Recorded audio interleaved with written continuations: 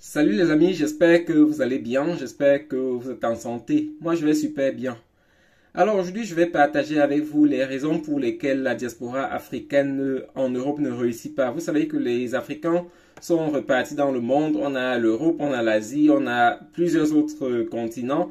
Par contre, ce qu'on remarque, c'est qu'en Europe, la diaspora africaine ne réussit pas et reste la dernière de toutes les diasporas. On a beaucoup d'Africains, beaucoup d'Asiatiques, pardon, qui réussissent.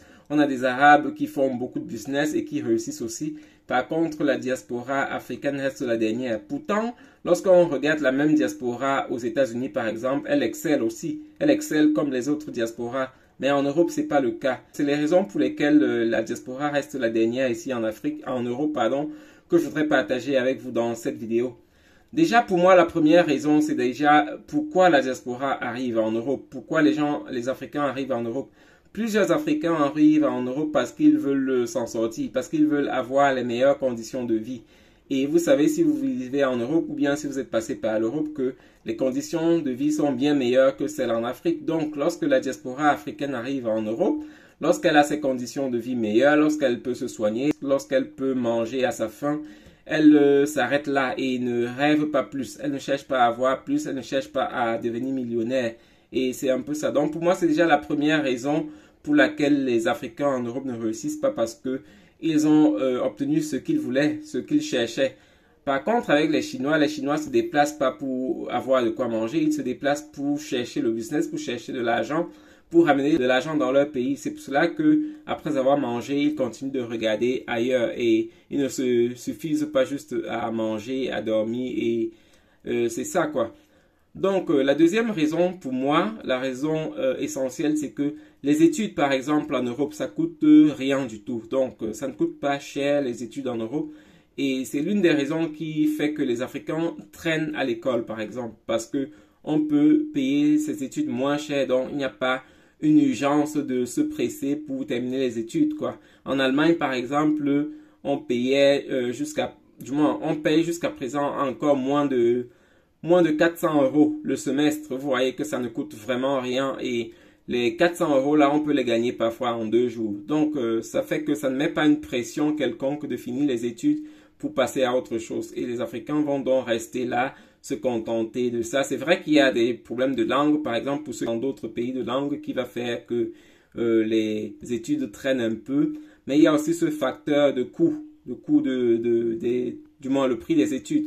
Lorsqu'on va voir, par exemple, je ne sais pas quoi, en Angleterre où les études coûtent bien plus cher, on va voir que les gens vont à l'école très vite là-bas parce qu'on paye cher et les gens seront pressés de terminer. Par contre, lorsqu'on sera en France ou en Allemagne, on va voir que les gens traînent un peu plus longtemps à l'école. Donc, c'est un peu ça l'une des raisons pour lesquelles la diaspora aussi ne termine pas rapidement les études pour passer à autre chose, pour passer au business, pour gagner de l'argent. Alors, pour moi, la troisième raison pour laquelle les Africains n'excellent pas en Europe, c'est que c'est une société qui n'est pas vraiment dynamique comparée à d'autres sociétés comme la société américaine, par exemple.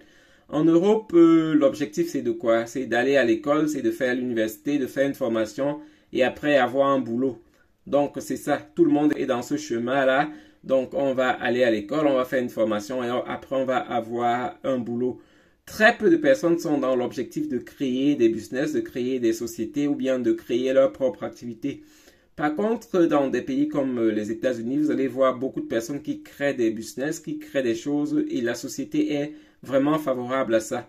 L'objectif, c'est d'aller travailler, d'aller se former et d'aller travailler pour quelqu'un d'autre, quoi. Donc, on n'est pas dans une société dynamique qui veut créer de l'emploi, qui veut créer des business et c'est vraiment l'une des raisons pour lesquelles les diasporas africaines aussi ici n'excellent pas parce que le mindset est vraiment différent. Lorsqu'on va aller aux États-Unis, on va voir que c'est tout autre chose. Les Africains vont créer des petits business, créer plusieurs autres choses pour s'en sortir. Même ceux qui ne vont pas à l'école vont vraiment pouvoir s'en sortir. Par contre, en Europe, lorsqu'on sait que la seule chose, c'est d'aller à l'école, de se former, de trouver un travail, donc on ne rêve pas plus. La dernière chose qui pour moi est un gros handicap pour les Africains en Europe, ce sont les aides sociales. Vous savez qu'en Europe, dans des pays riches comme l'Allemagne, comme la France, on a des aides sociales. Les Africains venant des pays où on n'a pas ces aides-là, ils s'accrochent à ces aides sociales et ne vont plus travailler. On a plusieurs Africains qui vont rester à la maison, qui ne vont même pas travailler, mais qui vont percevoir un certain salaire à la fin du mois. Ce sont des choses qui font rester dans la dépendance, ce sont des choses qui ne font pas rêver, dont on n'est pas habitué à aller se battre seul, on attend tout de l'État. Et c'est pour moi l'une des choses qui fait que les Africains restent à la traîne. Comme je dis toujours, je compare aux États-Unis par exemple. Aux États-Unis, on ne reçoit rien de l'État. Chacun va se battre et c'est une société qui permet donc que les gens se battent, les gens apprennent à se battre d'eux-mêmes pour pouvoir réaliser ce qu'ils veulent. Donc là-bas, vous n'obtenez rien de l'État, vous allez vous battre, tout ce que vous obtenez dépend de vous. Par contre, en Europe, on a des petites aides de l'État, on peut avoir plusieurs enfants et il y a même des gens qui, avec les enfants, ne pourront plus travailler parce que l'argent qu'on perçoit est déjà assez important. Donc pour moi, c'est l'une des choses aussi négatives, les choses qui poussent les Africains à ne pas exceller, à ne pas rechercher la richesse. En tout cas, ce sont les points dont je voulais partager avec vous. Dites-moi dans les commentaires ce que vous pensez. Est-ce que vous vivez en Europe? Est-ce que vous connaissez ces aides-là? Est-ce que vous avez d'autres points qui seraient peut-être responsables de l'échec de la diaspora africaine en Europe? Dites-moi dans les commentaires. Donc, bonne journée à vous. Bye.